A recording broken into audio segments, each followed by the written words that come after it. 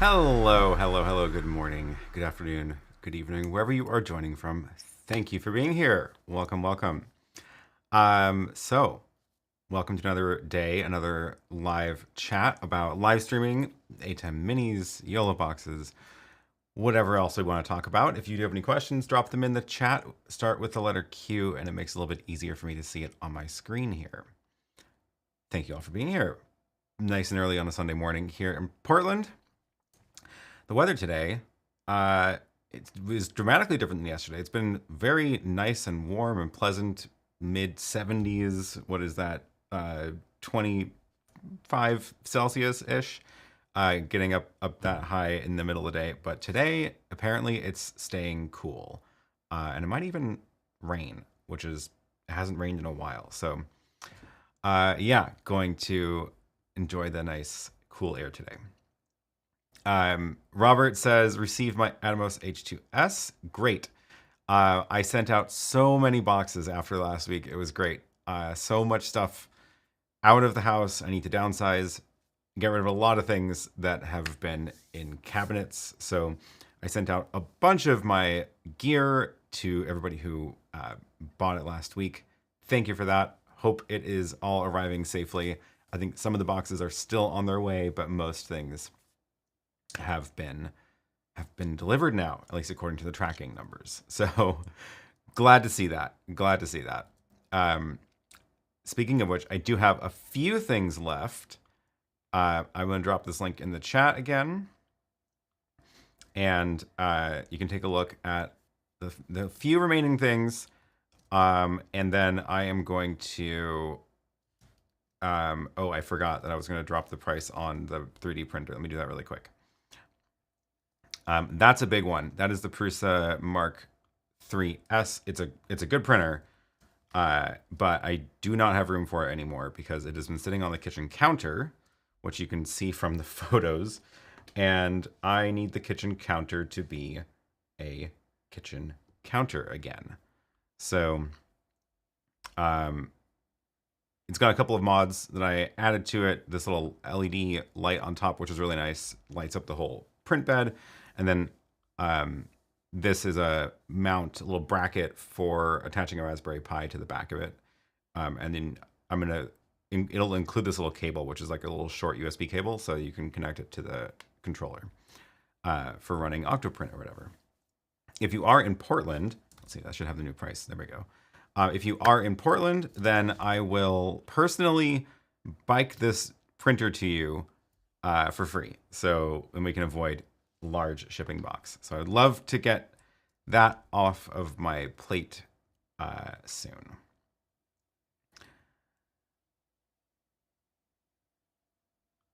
In Warsaw, we had heavy rain today, first from weeks. Wow, yeah, all right. Oh, good. Yours arrived as well. Fantastic. Oh, wow, you're in Greece. Fantastic. That sounds like fun. Clear Life Media says, just got done with the most stressful live stream ever. It was MMA PPV. Every camera, the image was flickering. Didn't matter to change cables. Someone held cables in place for 4 hours. Oh no, that does sound extremely stressful. Wow, hope you get it figured out. That's no fun. No fun at all. Cool.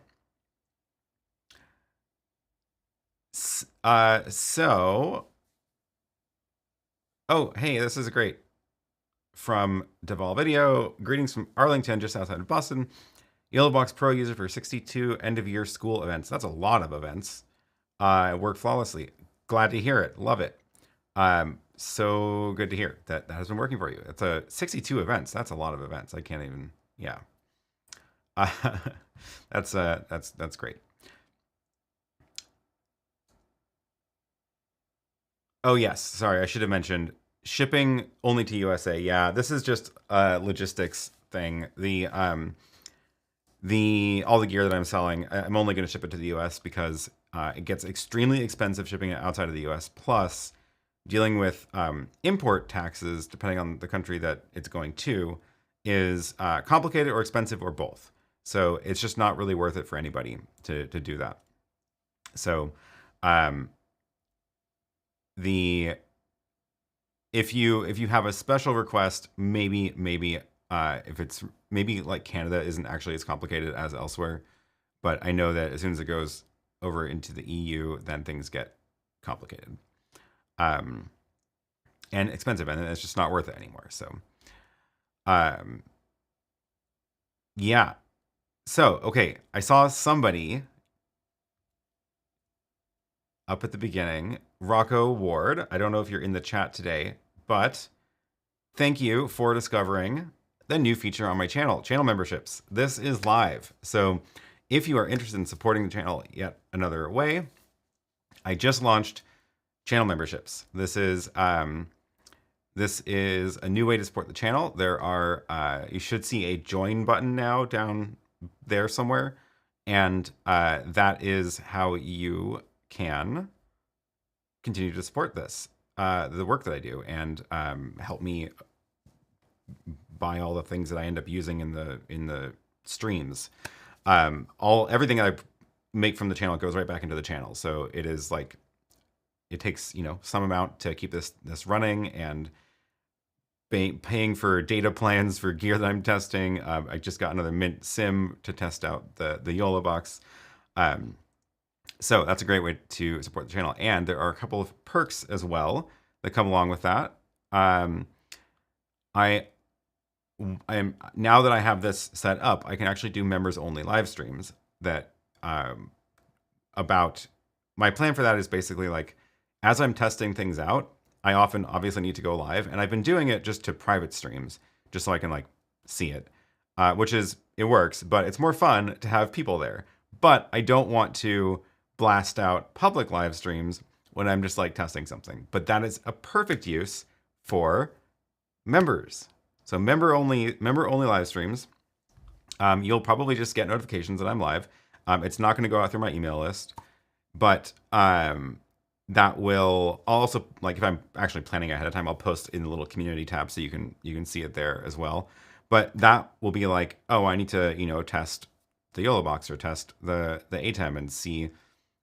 It'll probably be a little bit messier than normal streams because the point of those will be to test things. So you can help me out that way. It'll be great.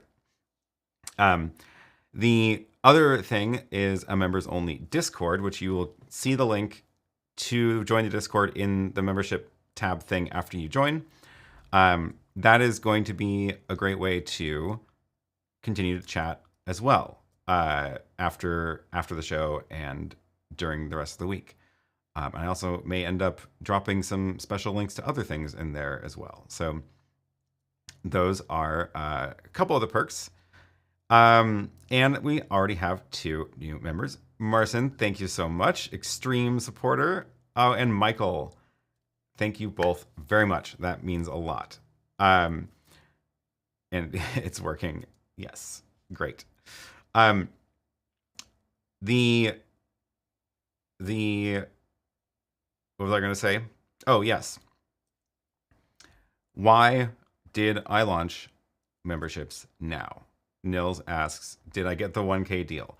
I did. So I got an I've been planning on doing this for a while. I've been planning on doing it in a different platform other than YouTube. But I realized that I just have a ton going on right now. And now, especially with the moving project and redoing the bathroom, I realize I'm just realistically not going to have time to put it all together the way I wanted to. And YouTube does have plenty of tools available, and the Discord integration is great as well. So I've been thinking about that, and then I got an email from YouTube, which said, hey, bonus if you turn on memberships.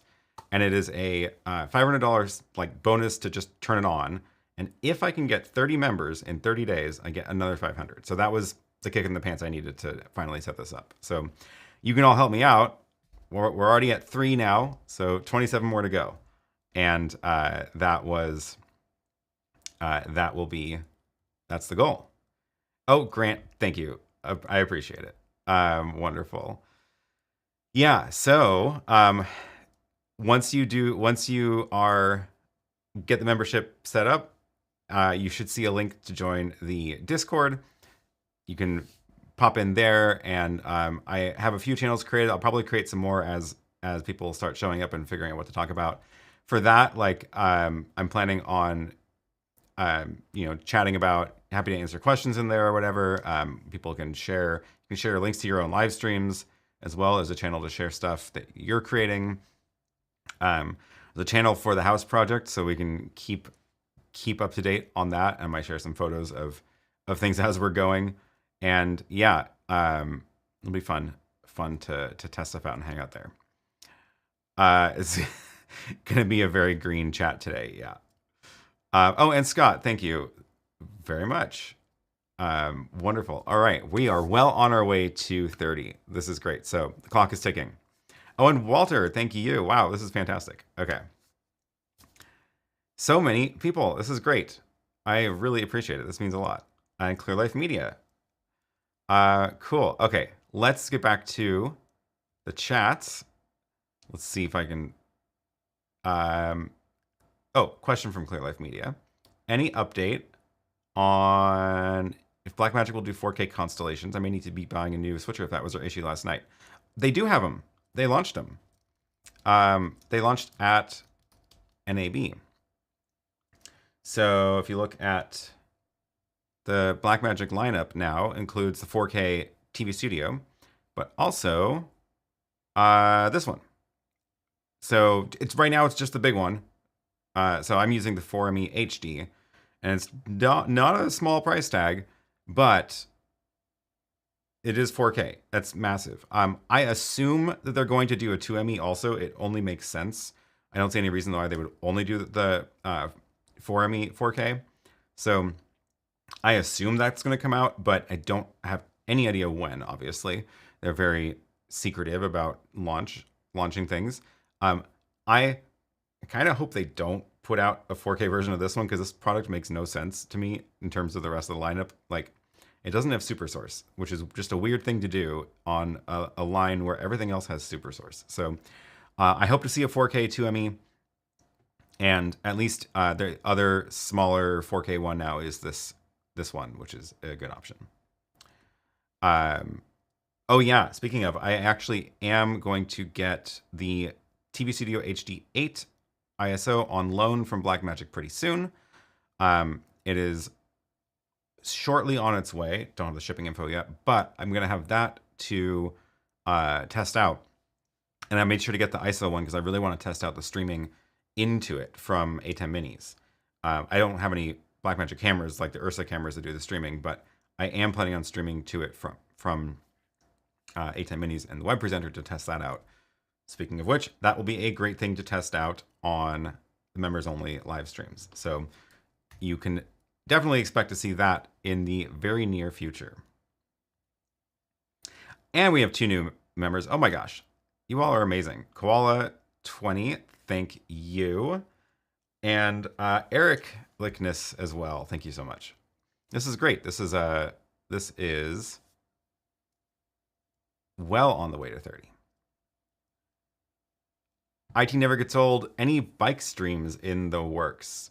Yes. So I have, I actually just got a second Mint Mobile SIM to put into the YoloBox, and I activated it yesterday. So that is my plan. So tomorrow, actually, I think I'm going to try this out tomorrow, and this will be a members only stream because it may not work well, and I don't want to go. I'm also going to be riding a bike.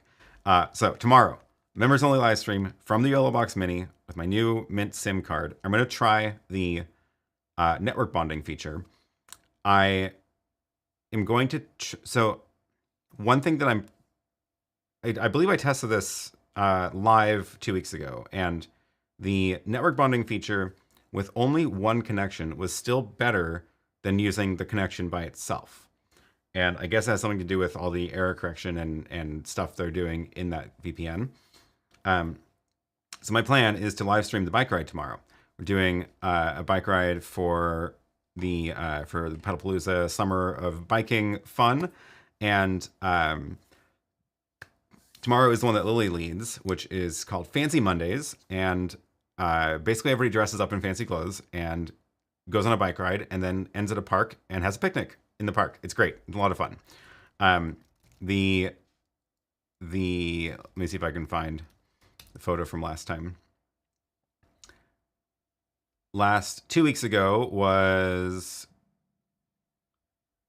this was the little drone photo I got of of everybody in the park spread out right at sunset, which was really nice. So had some good light and good time. So tomorrow, tomorrow we'll be doing this again. Different park, different end location, and I'll bring the drone because I'm gonna fly it. I want to fly it again at the end location if that works out. And I'm going to then attach this to my bike somehow and do another bike stream. So that'll be fun. Definitely see how it turns out. See how it turns out. Oh, and Thor, thank you. Oop, clicked on the wrong one. There we go. Thank you very much, Thor. I appreciate it.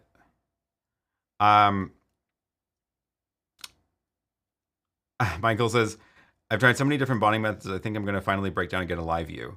I still haven't used one, but I want to get a hold of one now that I can give it bad internet connections and see how it does. Philip says, I've gotten great results with bonded live streams using LiveView Solo. I mean, I only hear good things about it, so it seems like it's a pretty solid option.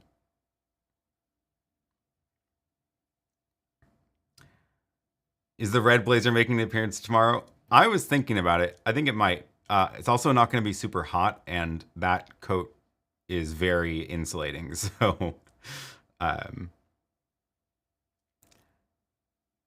Marcin says, you look great on today's stream. What camera do you use, and what focal length? Ooh, good question. It's my normal setup. Nothing's changed today. This is the BGH1, Lumix BGH1, and the lens is a 15 millimeter. I really like the 15 millimeter. It's pretty wide. I like that one a lot. And then it's right at my, well, you can, I'll just show you. You can see it. It is sitting right here. So it's like, I can reach out and touch the monitor. So it's that's how far away it is. It's in this little teleprompter thing. So I have this iPod down here so I can put a script on there if I need to. But it is, that's the normal camera that I use everywhere in the studio now. 15 millimeter, the 15 millimeter is really a great lens. Let me grab a link to that. This is the one, Panasonic 15 millimeter lens. Did that work? That didn't work. Don't know why that didn't go into the chat. We'll drop it in this way. What camera am I going to use on the bike? Good question. I don't think I've decided that yet. What should I use? So with the Mini, I only get one HDMI and one USB. So I do want, I will bring a USB camera because that way I get two cameras. USB camera will probably be the Insta360 Link, because that is it's got the little stabilization head, and then the HDMI camera.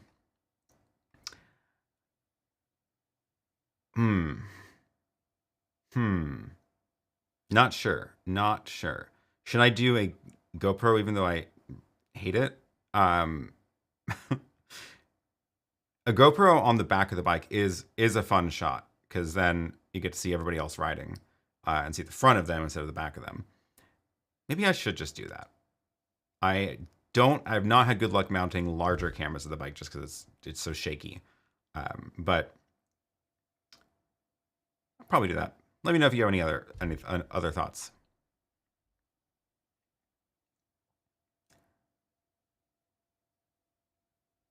No GoPro on the bike ride.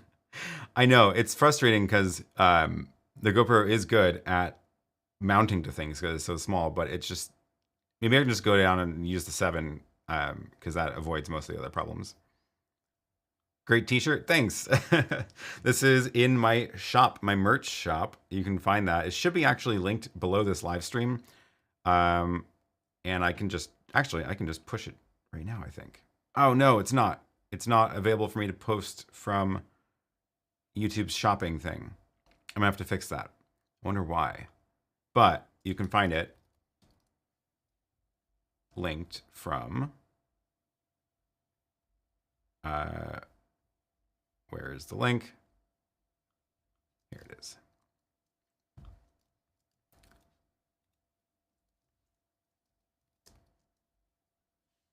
That's the shirt. Link is in the chat. It's kind of fun. The Sony X3000 seems to be a favorite. It does. It's weird that like it's not current anymore, so I don't know what's going on with that. My chroma key looks great today, being a very realistic green screen. It is real. See, I can poke the light bulbs. Did I see Make Art Now's review of the Inspire 3, the fact that he used it as a camera on a tripod with a prompter? I saw that on Instagram. I haven't watched the video yet. No, I don't need a big drone right now. I have the Mini 3. I got the Mini 3 because in September I can't fly the Mini 2 anymore in the US. So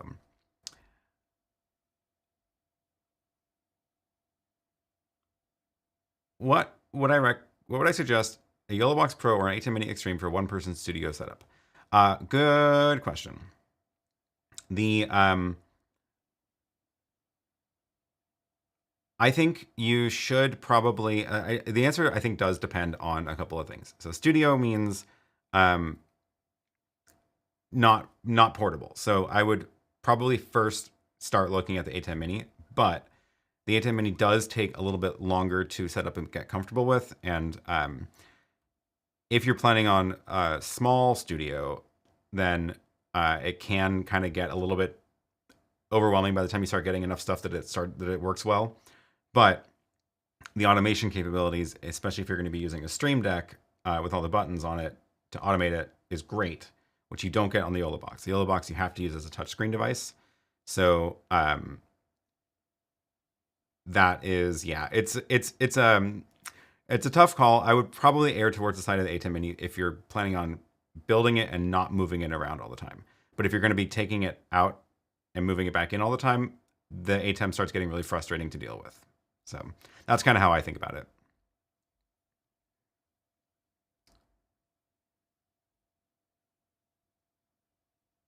Ooh, what time will we see the bike stream tomorrow? Good question. So the ride takes off. Let's see, what is it? We meet at the park at 6 p.m.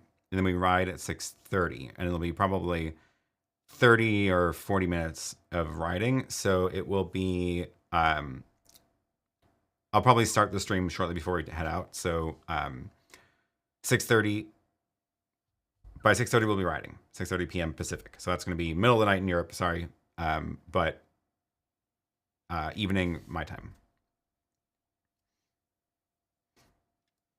The bike stream is probably one of the only reasons to keep the GoPro. Yeah. Well, and I actually do record. I mount it on the front of my bike, like as a bike camera, just to like do time lapses and stuff of the rides, and it's good for that. But getting HDMI out in it is a little bit annoying. Although I do have that custom firmware on the 10 that I have, which means I can make it like I can make it turn on into HDMI out mode instead of going into the album thing when I plug in HDMI. So I've done that to that camera. So that one's now like a little bit better. That is in a video. If you are curious about using a GoPro, I have a whole video about all the settings that you should change on a GoPro if you are going to be using it for live streaming.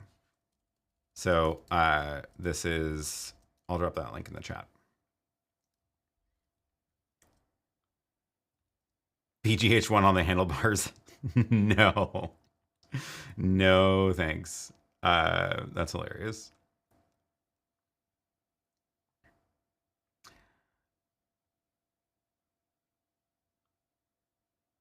From Show G Productions, good to see you again. What key and fill lights are you using for your stream today? So I've been using this setup for a while now. That is a small rig light, and it is a small rig softbox. No, yes, it is a small rig softbox. You can see it's kind of tall. Small rig light. I don't remember which of the 4 different ones it is. I believe it's the, yeah, I can't remember. It's 120 watt-ish in any case. And then this one is this little LED Go panel, and I have it at a slightly warmer color temperature than this one. You definitely can't tell in this shot because you can't see this light, but what it means is that the light on this side of my face is a little bit bluer, and then that one's a little bit warmer, which kind of echoes that bulb. So that's the 2 lights here, and then I have a light on the ceiling, which I don't think I have any way to show you the ceiling light. Let's see. Oh yeah, you can kind of see it back there actually. That is shining on the back of my head for the little bit of highlights. And if I'm wearing a not black shirt, you'll see little highlights there too. Yeah, those are the 3. A REST API for YoloBox would be fantastic. Yeah, or OSC. I actually did just do that video. I got that video out last week about everything I want for my wish list for this year for the YoloBox. So if you haven't yet checked it out, please do. I just dropped the link in the chat. Funny thing on YouTube, it is telling me that if I go into the analytics for it, it says regular viewers are watching this video for a shorter amount of time than usual, and it's not doing as well as my other videos. So let's got a little bump today. So if you are a regular viewer of my videos, please watch it, and that'll help YouTube recommend it to people.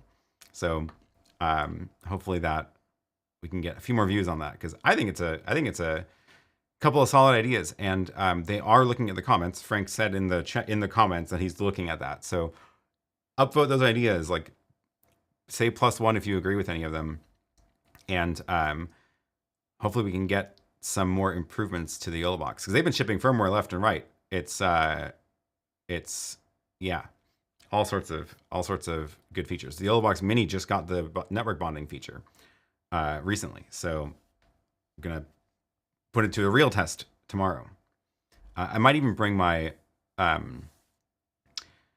figure out how to get my phone connected into it, either USB or just put my phone SIM card into a USB dongle and give it to 2 network connections for the bonding.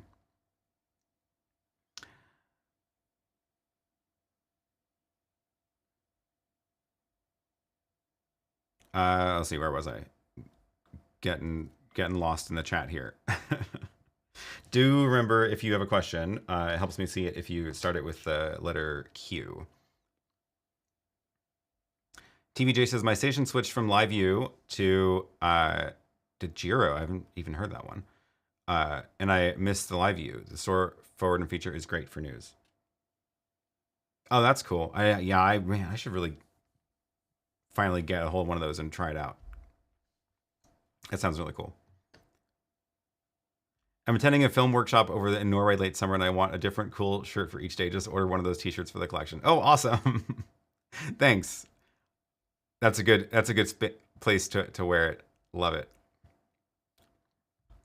Have I used the Rode Streamer X yet? I've been hearing a lot about it. I haven't, other than at NAB, but I'm supposed to be getting one in here any day now. Should be pretty soon. And then I'll be able to actually try it out and do some live demos of it. Can you review why you have to use your DJI Mini 3 versus the 2? I'm still trying to figure out what to get. Oh, yeah. So in the US, there is a rule, a new FAA requirement. It's called, it's about remote ID, which is a broadcasting the drone's location from the drone and controller location.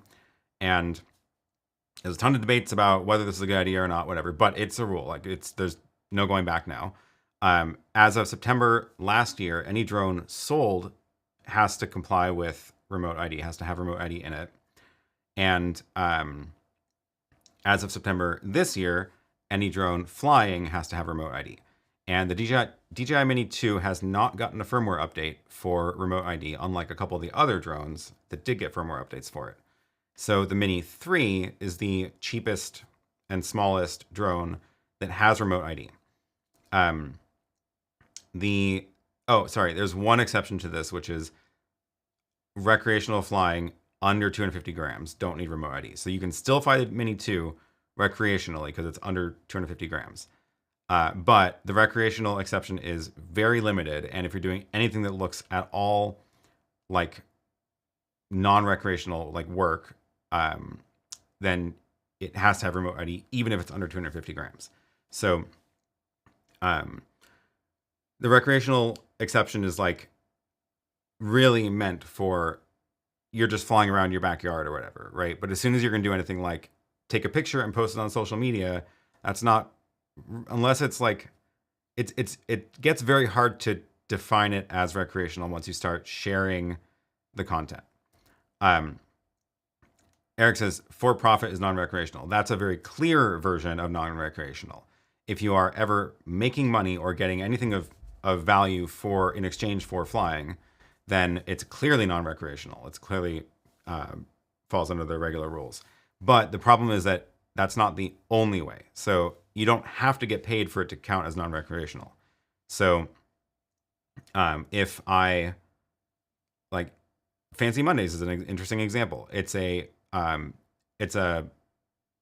bike ride organized, by volunteers. Nobody charges money to get in. There is no budget. There's no marketing expenses. It's just like a fun thing.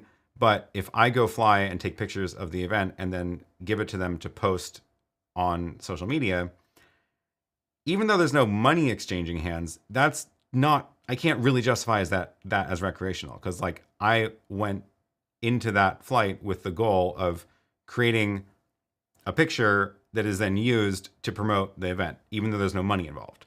So once I realized, actually the house project is another example. Like I'm building this house. I want to get a bunch of drone photos of the process. I've been taking photos going above, taking photos down as they were building out the foundation and the framing.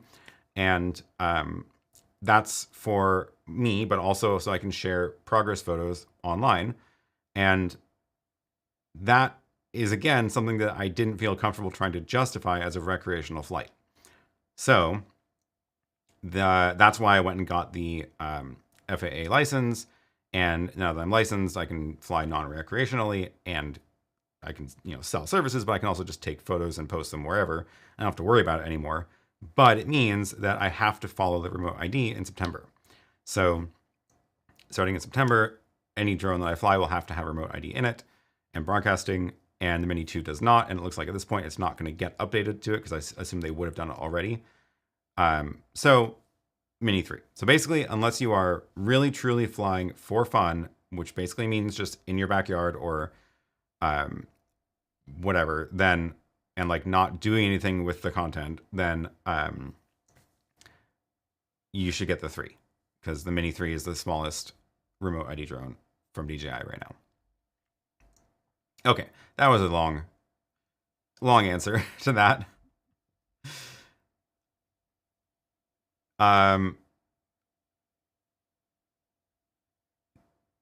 So much dollars worth of drones just evaporated. Kind of, yeah. DJI is pushing a firmware update to make my Inspire 2 compatible, but I'm not even on the latest version now because DJI's firmwares are so finicky. Oh, really? Interesting. So this is an interesting one. I assume if the potential for revenue is there, whether you're getting paid today or not, or even intend to, is not recreational. It's kind of fuzzy. One example of the fuzziness is if I am flying for fun, just for my own purposes, and I do have a camera on the drone, and I take a picture, and it was just because I wanted to fly today just for fun. And then a month from now, someone wants to buy that picture or like use it in a news article or whatever. I can charge for that because the original intent of the flight was recreational.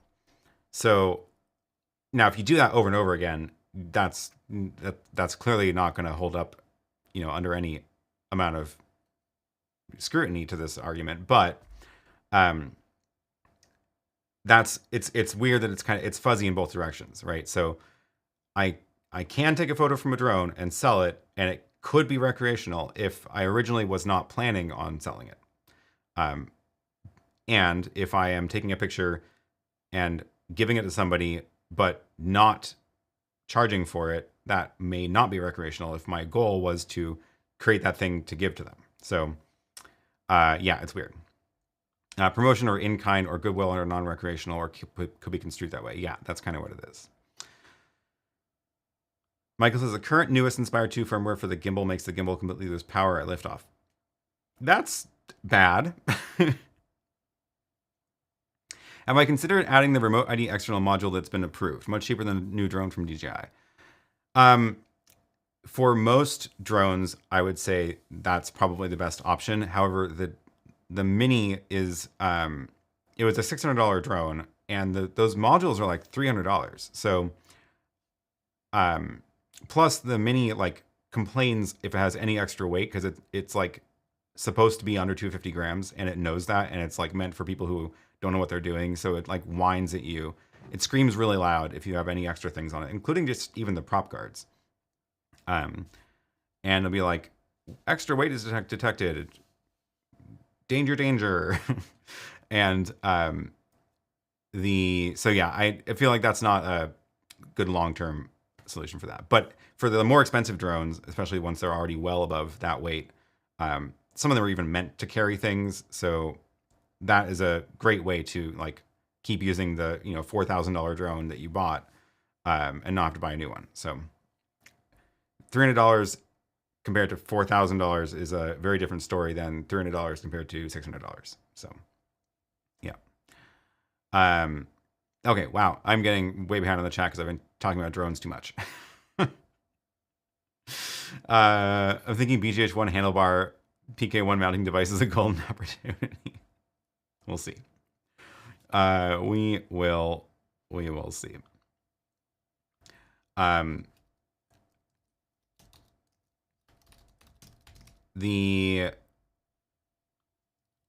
What microphone am I using? That's an easy one. This is the Audio-Technica AT875R.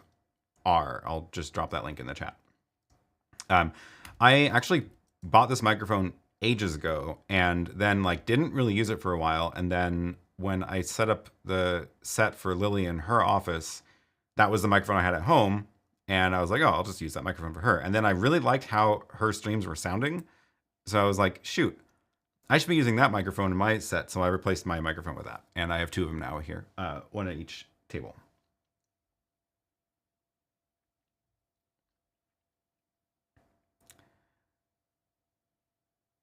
What I do that you can't see the glare on your glasses? Oh, just careful placement of the angle of the lights and the camera is what matters. So like if I can show you the glare if I get the angle just right there. So, okay, you can see it a little bit right there. So that's that light, yeah. And the other one is there. I do also have anti-glare coating on the glasses, which helps a lot. But if I tilt my head up, you can see it, right? So it's the reflection's right there. So as soon as I tilt up, you can see it. It's subtle, but it's there. So it's just about a matter of getting the angle right. The camera is like tiniest bit above eye level, which helps. If the camera were a little lower, then you would be seeing it. So yeah, just the angle. Yeah, as soon as I turn a little bit, you'll notice it. Now that I've pointed out, you'll probably see it more as I move my head around.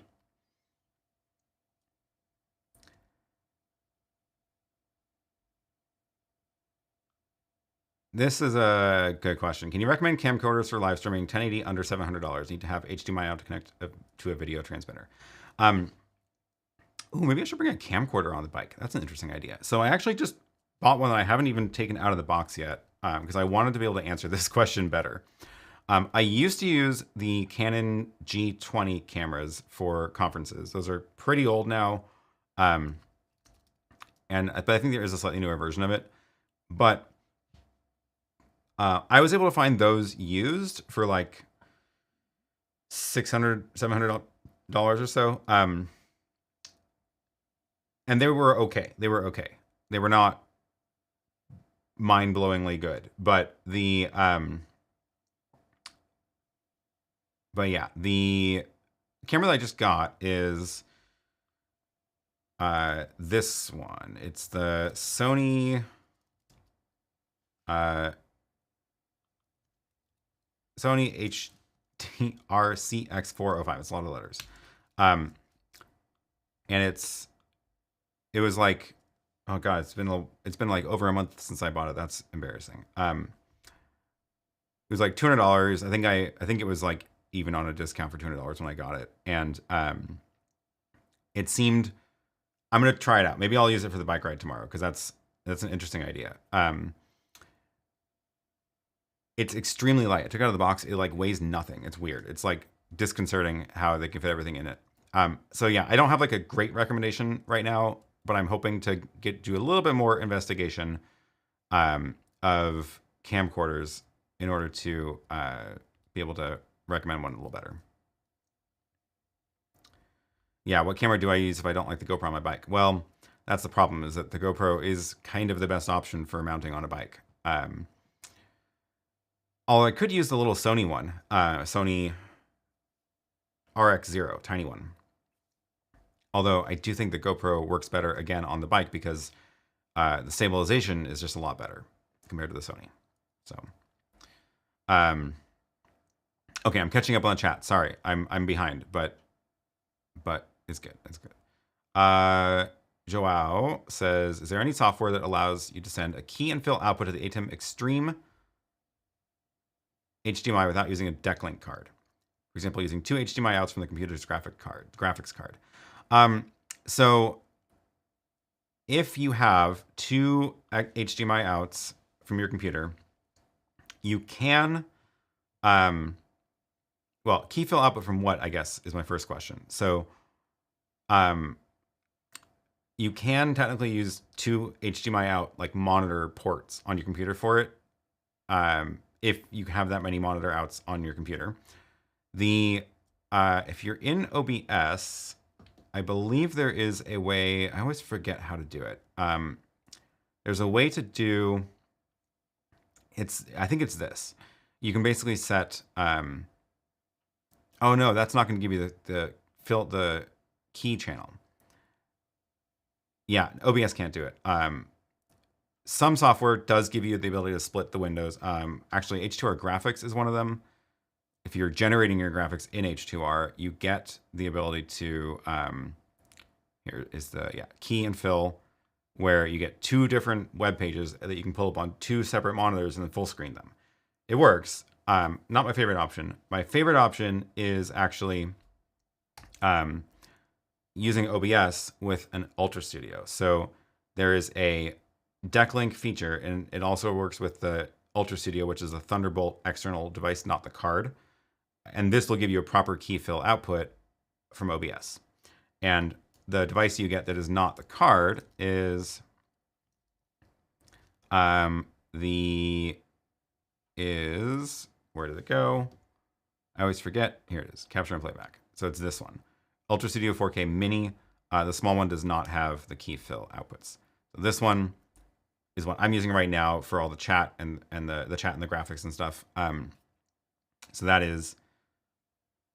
that gives you the 2 SDI outs, and then you have to convert them to HDMI. So kind of a pain to do it with. I swear someone needs to make this box, but with fewer features. Like, I want just the key fill output feature of this in a smaller box. Like, not even rack mount, but yeah. Hopefully that helps. Philip says, my BGH1 with the largest battery goes for hours and hours, and it's relatively light and compact. It is true. Thinking about pairing with my live view for a bike ride sometime this summer. Maybe I should consider the BGH1. It feels a little bit silly, but it's a great camera.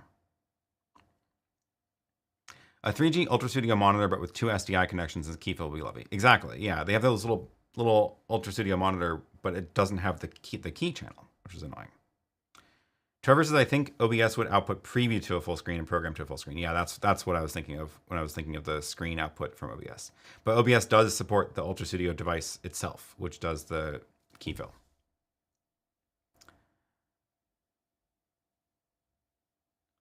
The camcorder will feel heavier once you've charged it up and record a video on it. Yes. Yes, it will. That reminds me, ages ago when digital cameras first came out, they were using the larger cards that had the SD cards have like the pins you can see, right? Or the pads you can see, but the older cards had these little holes in them on the bottom. What was that called? Is it a CompactFlash? CompactFlash card. Let's see if I can find a picture. I guess I shouldn't say old. They're still used, but this was the only form factor for memory cards, other than like Sony's weird proprietary one, where nobody has a picture of the bottom of the card. That's annoying.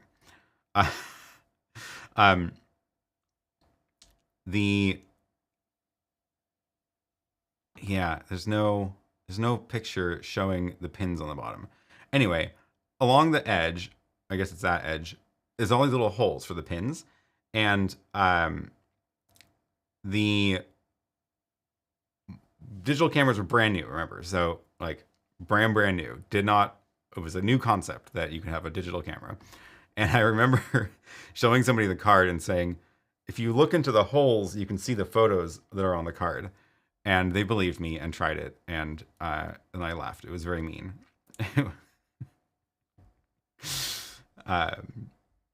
CompactFlash is old. CFast is not old. It's kind of the same form factor. That one said it was CompactFlash. So, and that's 128 gigs, which was not even comprehensible as an amount of space that you could put into something that small in the year 2000. So that was fun. 128 gig weighs so much. Yes. That won't look silly at all with the big mounting pole out front of the bike for the BGH1. Fancy ride, fancy camera. Ooh, okay. Now you're getting me thinking. Maybe this is appropriate. BGH1 is pretty expensive for the bike ride risk. If I do it as a rear camera, it's going to actually be mounted to my bike trailer because I have the trailer behind me. So I might be able to rig something up that's a little bit safer to mount there. My first camera media was a 16 megabyte smart media card. Was that the Sony one? I can't remember what they called it. Okay, anyway. Let me grab some of these other questions here from Fallen Star Features. Thank you for being here. Welcome to the channel. Can YoloBox work in live stream mode as just a sub switcher input into an ATEM with the YoloBox stream encoder shut off? Actually, yeah, there is a way to do this. It's called monitor mode. So if you are in the let's see, is my camera's not in focus because I have it locked to, and the exposure is totally off to see it. Let me see if I can fix this really quick. Which one is my overhead camera? This one. Autofocus. And can I tweak the exposure? There we go. If you click on the little plus and you go into monitor mode, it's still kind of hard to see. Monitor mode basically opens up the YoloBox interface with without the streaming feature. So you can record, but it'll also output over the HDMI, whatever is, I'll go into here and change video, where is it? Program out. So that program out switch will make the output just the video, not the interface. Otherwise, it'll show you the interface on here. That will work. I would say that it is a It is not at all the same as like using a ATEM Mini for that purpose. And I would say that I would only recommend doing this if you're using features that the YoloBox has that you don't get otherwise, like the URL overlay or any of the like graphics overlays and generators and stuff. So if you're using those features in the YoloBox, outputting over HDMI, that's great. But I wouldn't just use it as a switcher into the ATEM, just because it's not gonna give you the same quality as using a ATEM Mini. GND Spotter question, thank you for joining. I have a plane spotting channel, cool. My viewers keep asking me to live stream. I have no idea where to start. Any way to link my Sony AX53 to my mobile phone through a cable to use my mobile internet? Yeah, actually. I thought I saw something. Oh yeah, try not to spend $1,500 on the YoloBox and find a cheaper way to live stream from the airport. I mean, the first problem will be cell phone signal. So make sure you have a good enough cell signal. Frankly, the YoloBox Mini is a pretty good option for that, just because it is, one HDMI in, and then you just do everything from here. And when you're like out with a setup for filming planes and stuff, you don't want to have a lot of wires to connect. You could do it with OBS on your computer, tether your computer to your phone, capture card in the computer, but I would not do that myself because it's too many wires to connect all the time. And that it makes a mess of stuff on a desk that you have in front of you to do that. But this you can attach to the tripod of your camera, and you can put a SIM card into this or tether it to your phone. I would probably do the SIM card. It's more reliable if you give it a SIM card directly. And it would be a good option. And the Mini is not 1,500 euros. It's a lot cheaper than that. So probably the easiest way to get started is that. Otherwise, there are some there are some devices you can connect to a phone to use it as a capture card into your phone. What I'm thinking of is the Simo. Let me find that. It's a new one they announced at NAB. It's not really made for that, but it does it does have that feature. I wish they had sent me the white one. Didn't know it came in white. Let me grab the link to this. So here is the where did it go? Axun Simo. So this thing, I did a demo of it a little bit ago. So you should be able to find a video on my channel about it. And I'm going to do more videos about it as well. But this gives you HDMI in, connects to your phone, and then you run their app, and you can live stream from that app. I will say that will be more finicky compared to using the YoloBox, because you have to leave the app open on your phone or dedicate a phone to it. But it is very small. So that is a benefit.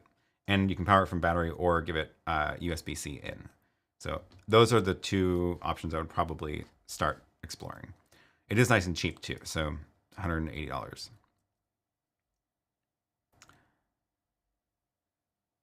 Sounds like fun though. Plane spotting. Problem with the YoloBox monitor mode is it doesn't support online guest input. Oh, that's a great reason to use the YoloBox. So yeah, put it into streaming mode because that gives it the network connection up to their cloud. But you can still use the program out toggle in streaming mode, so it'll still work.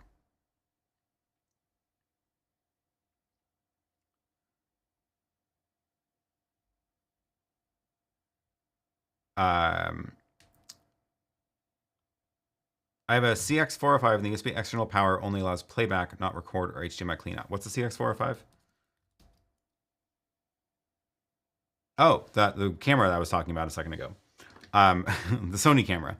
The model numbers are just a mess. Only allows playback, not record or HDMI cleanout. USB external power. Oh, that's an interesting combination I hadn't considered. Shoot. Well, we will find out if I just bought that camera for no reason. If the YoloBox bonding would dynamically adjust the encode bitrate to match the network conditions, it would be functionally the same as a live view. That it seems like a reasonable feature request for them, and I wouldn't be surprised if they do like take that into consideration. You should go leave that as a comment on my video, my wishlist video. That way they see it, because they probably will lose this. They're not going to find this in the middle of this chat. The Mini is $880, much cheaper. Okay, cool. Yeah, that's not too bad. I would say I do think you're going to have a better experience with the YoloBox Mini compared to the Axoon if all you're trying to do is just stream one camera. Just because the Axoon also needs a phone. But it is cheaper to try out. You can try it, and if it works for you, that's great. And then if it doesn't, you can return it and get the YoloBox Mini instead.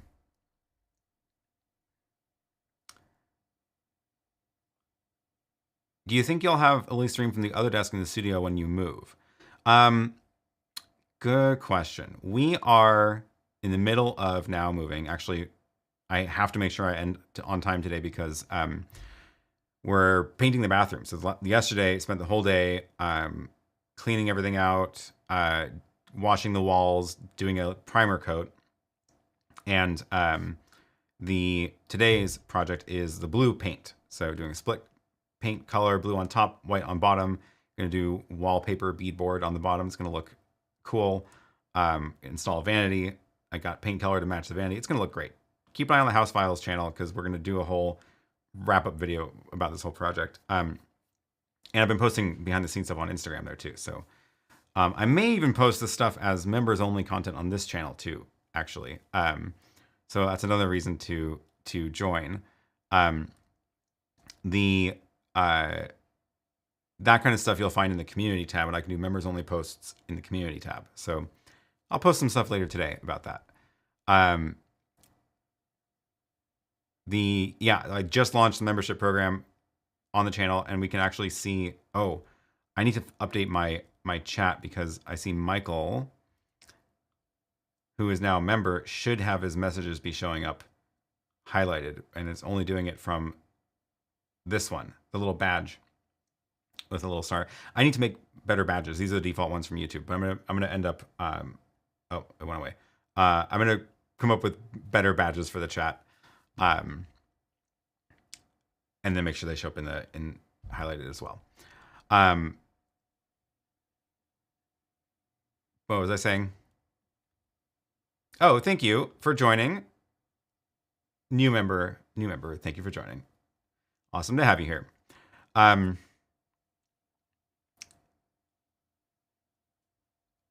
I forgot what I was talking about.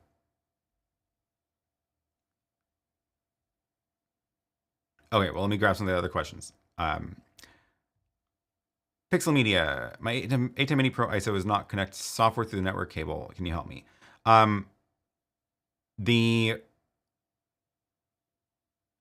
What I would first do is go to plug in over USB, and then go to the ATEM Setup app, which is opening. Go to the ATEM Setup app, and in here, when it's connected over USB, this one's not. Let me see if I have anything plugged in over USB. I don't think I do. No.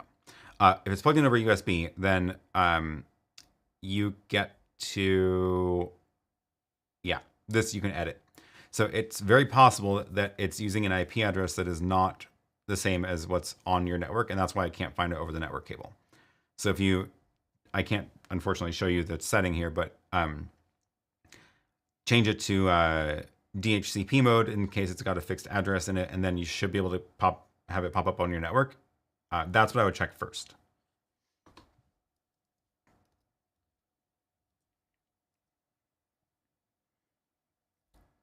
Badge idea, unicorn, but with camera lens poking out its head instead of the horn, and SDI cables for legs.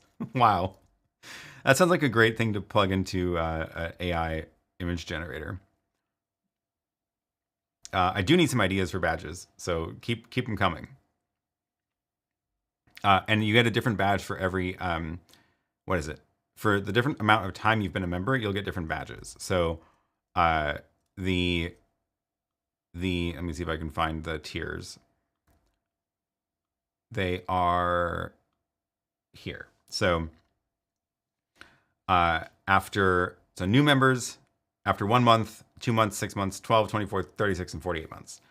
So these are just the colors they use by default, but I want to make them a little bit more fun. So your badge will grow up. So you could think of something as like some way to make it look like it's progressing or getting fancier as it gets older or something like that.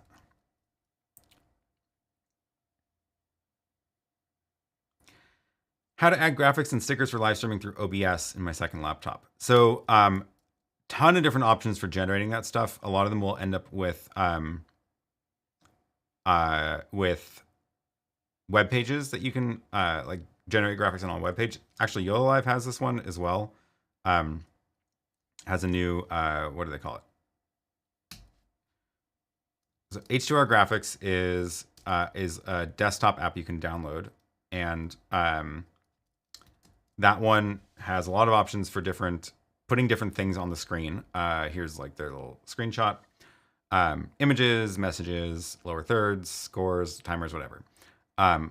YoloLive also has one called Overlay Lab. I'll drop that link in the chat. And this one has all sorts of stuff inside as well. Same idea, like lower thirds, social, bugs, countdowns, scoreboards.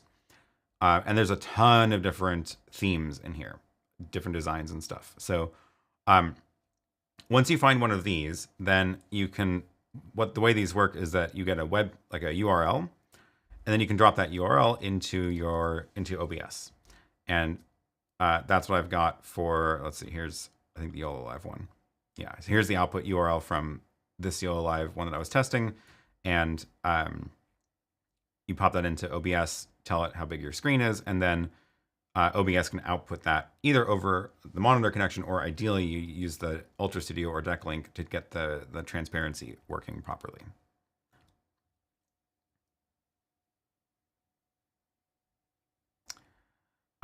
Please read my suggestion above. Oh, I have no idea what that was. Sorry, I guess I missed it. Trying to see if I can. Aha, here it is. YoloCast doesn't give me the option to choose a custom thumbnail. Oh yeah, that's also in my list. Do leave that as a comment on my YoloBox wishlist video. I just dropped that link in the chat. It'll be down below, but it's like my most recent video on the channel. YoloCast also doesn't do it. You're right. I was talking about the YoloBox, where there's no part of in that where you can give it a thumbnail. You have to go into it after the fact, which is really annoying. Yes, I agree. That would be really nice. Leave that comment on that YoloBox wishlist video, because they will read it that way.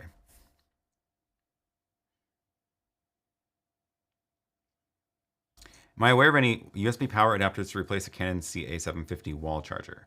No, I haven't had a Canon camcorder in a while, just that G20 a while ago. I will say that I've had pretty good luck just finding those on Amazon, and they're not name brand, and they've been fine for me. I know some people say that they've had bad luck with them, but honestly, they've all been fine. And I've been using them in like all the different cameras I have, like the GH5 and the Sony A6400 and stuff. Frankie says, I decided to update the software on my Blackmagic microconverters V8. Newer ones did with the USB-C connection would not update. Older ones did. That's weird. That shouldn't be happening. It should work just fine over USB-C. I would, if you're not able to update them, I would contact Blackmagic support on that. Oh, the question was, do you think you will have LilliStream in your studio when you move to the loft temporarily? Right. So moving up to the loft, we are going to set up a desk for her to work at, like just as a desk, which her live stream set right now is her actual work desk. The camera is just pointing at the desk instead of like my desk where the camera is pointing, over the desk.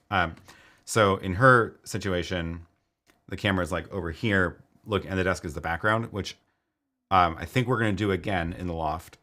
Haven't quite figured out the placement for things, or whether it's like on a rolling stand that we roll into place to live stream and then get it out of the way for the rest of the day, because it's not very big up there. But we still want to film the House Files podcast.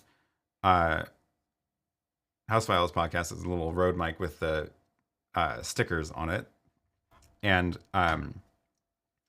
we used these in the last video. It was fun. Fun to walk around with little branded mics.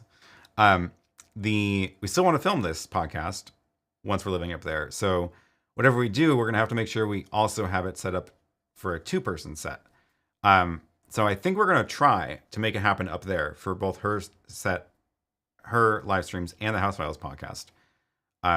Otherwise, yeah, I may have to reconfigure some of this down here to make it work for one or both of those, but I would rather not reconfigure all this again.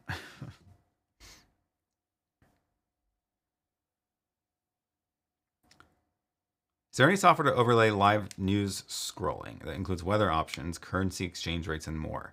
Ooh, that's a good one. I assume there is. I don't know what it is. I also assume it's going to be very expensive. So that's those are my thoughts on that. The Sony AX53 is a great camcorder with excellent stabilization. Good tip. Sony AX53. I'm assuming that's what you're using for your plane spotting. What is the price of that? $1,100. I hope it's good for $1,100. Good to know, though. That is good to know. I'm hoping I can find a decent camcorder that's like $600 to recommend to people, because $1,000 is, it's reasonable, but it's kind of up there. Seems like Axu and Simo is only for Apple. Any version for Android? Oh, do they only have an iPhone version? I didn't realize that.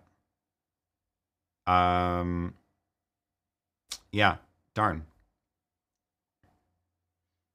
Badge idea. Screen cap of Aaron's live stream and a tiny button on his lapel indicates the membership level. The length of time being a member is indicated by how old the on-screen Aaron is. That's an interesting idea. Going back in time through the different sets I've had here, all the way back to when it was just bare plywood walls.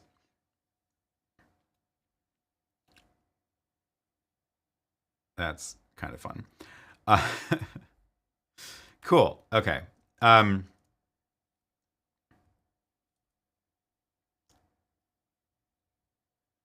Where was I? Where was I?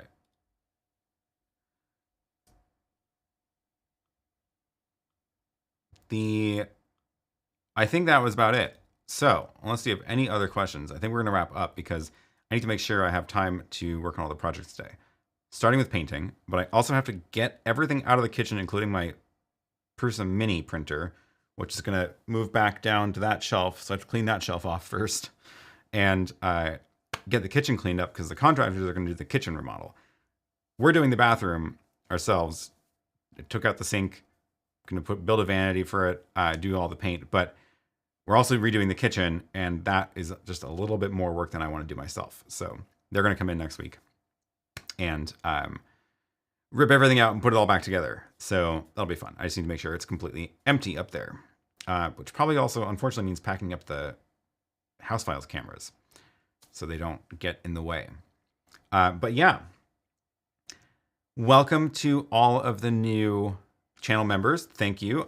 Make sure that you are click through in the membership tab in YouTube to find the link to the Discord. You can join the Discord, connect your YouTube account, and then you should see all the channels in Discord once you've connected your YouTube account and once it's figured out that you're a member. It should happen pretty quick, but if not, there's like a welcome channel and we can debug it in there. I think I got everything set up right in the Discord. Yeah, thanks to all the new channel members. Let's try to hit 30 this month. We are well on the way, so tell all your friends, and yeah, thanks for that. I'm gonna have to update my end screen, my credits screen now to feature channel members, so I'm gonna work on that. In the meantime, thanks for everybody for sending in a super chat. So this will, I'm gonna have to update this to show the channel members, which I'm gonna work on this week as well. So thank you all. Thanks for the questions. Thank you. And don't forget to watch that latest video. Comment all your YoloBox feature requests on that video, and they will take a look and consider. And I will see the members tomorrow on a bike. So cross your fingers, hope that works out. All right, see you all later. Bye.